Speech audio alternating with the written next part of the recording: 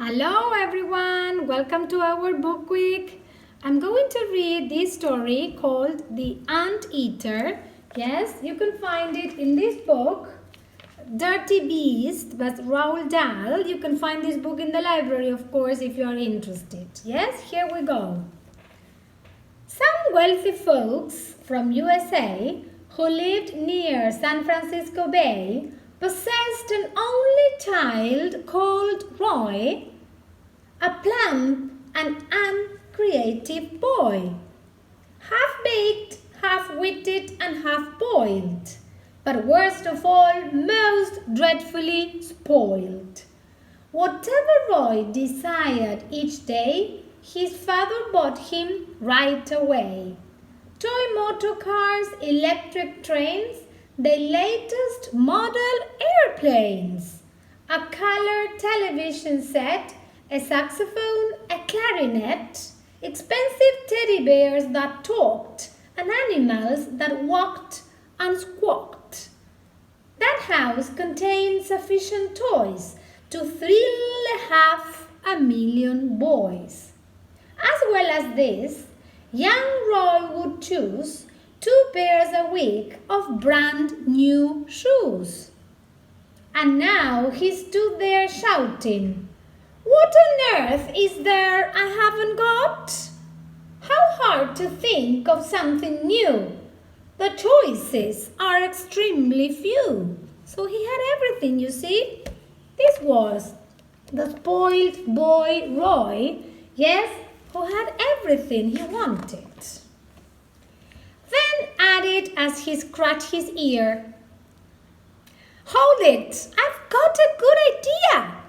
I think the next thing I must get should be a most peculiar pet, the kind that no one else has got.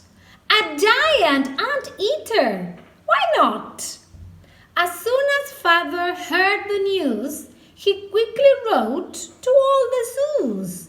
"Dear sirs," he said, "my dear keepers, do any of you have ant-eaters?" They answered by return of mail, "Our ant-eaters are not for sale." Undaunted, Roy's fond parent heard more messages across the world. He said, "I'll pell you through the nose if you can get me one of those." At last he found an Indian gent. He lived near Delhi in a tent. Who said that he would sacrifice his pet for an enormous price. The price demanded, if you please, was 50,000 gold rupees. The anteater arrived half dead.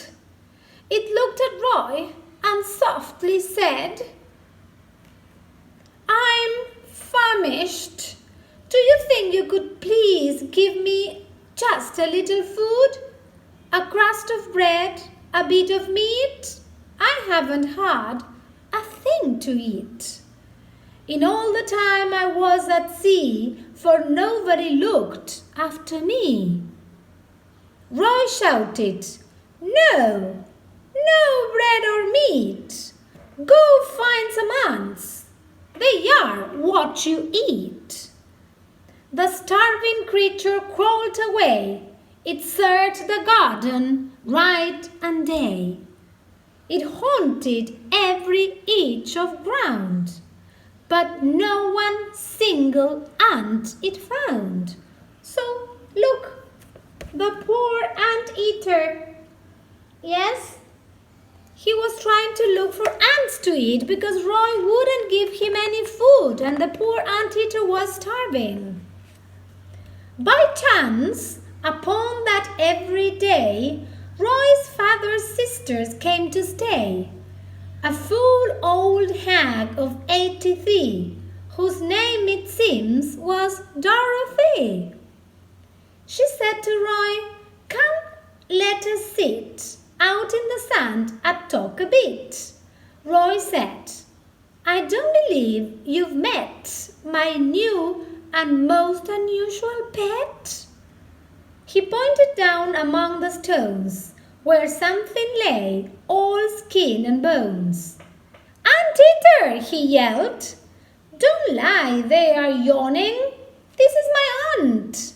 Come say good morning." Some people in the USA have trouble with the words they say.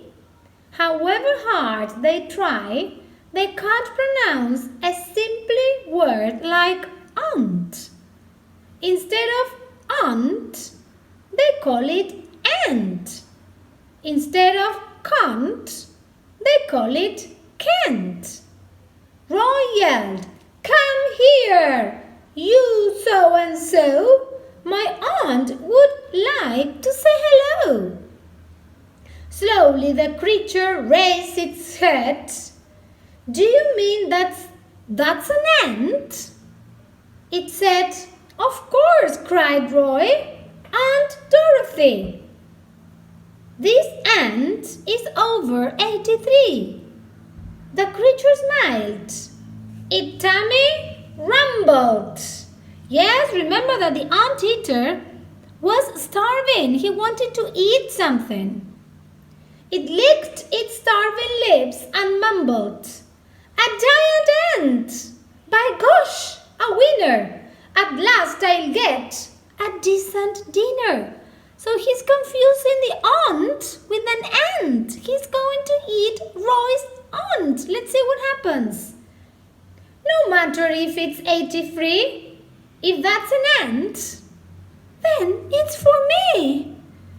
Then, taking every careful aim, it pounced it upon the startled dame. It grabbed her firmly by the ear and ate her up, straight, then and there. Murmuring as it chewed the feet, "The largest ant I've ever eat." The ant-eater ate the ant, my God! Look, this is Roy's aunt, yes? The one that the ant-eater ate. My God! Meanwhile, our hero Roy had sped in terror to the potting shed and tried to make himself obscure behind a pile of horse manure. But ant-eater came sneaking in already. It was much less thin and said to Roy, "You little squirt, I think I'll have you for dessert." Look, this was the end of the story. Yes, you have the ant-eater there with the aunt, and finally the one who's going to eat whom? Roy apparently is going to be eaten by the ant-eater. So this spoiled boy got what he deserved at last.